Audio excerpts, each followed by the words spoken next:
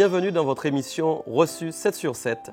Ce mois-ci, nous abordons le thème de la consécration. Pour cette première émission du mois, nous verrons les raisons de la consécration. Première raison importante, Dieu vous connaît depuis que vous êtes dans le ventre de votre mère.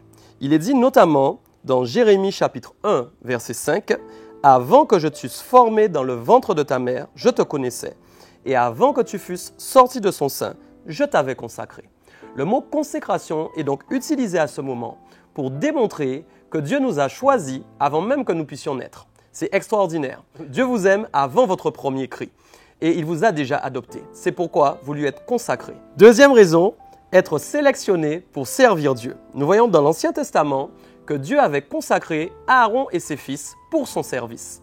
Vous ne pouvez pas servir Dieu si vous n'êtes pas consacré. Et nous ne parlons pas là du ministère spécialement, mais nous parlons simplement du premier service qui consiste à rendre un culte à Dieu. Le service, c'est lui rendre gloire.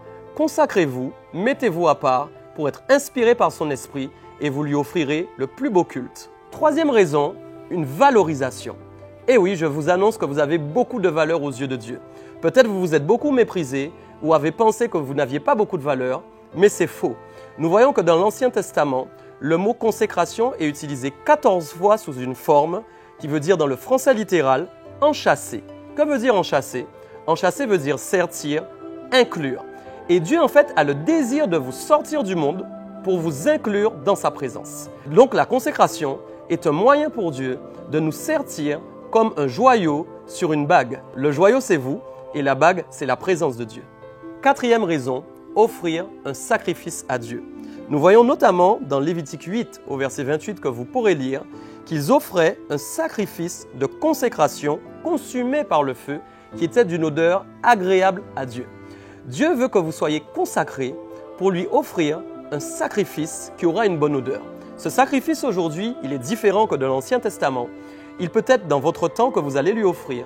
Il peut concerner vos biens matériels, il peut concerner votre physique, le fait que vous vous mettiez par terre pour l'adorer et crier à lui.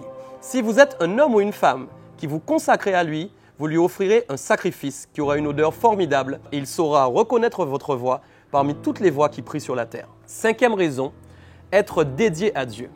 Dédié veut dire que vous êtes spécialement pour lui. On voit aussi que dans la définition, dédié veut dire être imprimé ou encore gravé.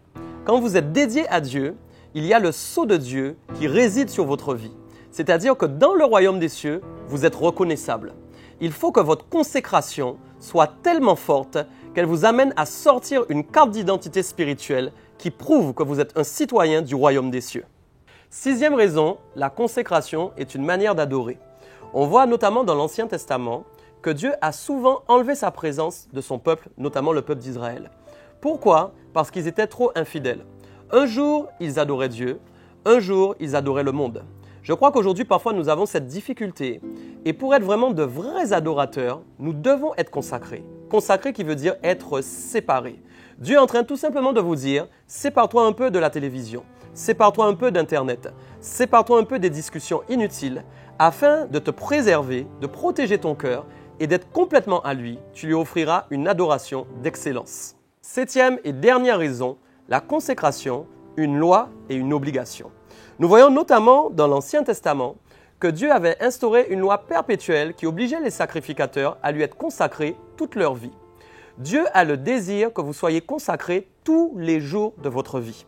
La consécration d'un jour ne sert à rien, car elle va amener l'inconstance dans votre vie. Si vous êtes inconstant, vous serez insensé. Et si vous êtes insensé, vous ne prendrez pas les bonnes décisions. C'est pourquoi décidez chaque jour d'être consacré à Dieu. Vous aurez de la constance dans vos voies et vous réussirez dans tout ce que vous entreprendrez. Voilà, Reçu 7 sur 7, c'est fini pour aujourd'hui. On se retrouve la semaine prochaine. Je vous souhaite une merveilleuse accélération divine pour cette semaine. Et comme je dis à chaque fois, que la balance soit toujours bien pesée.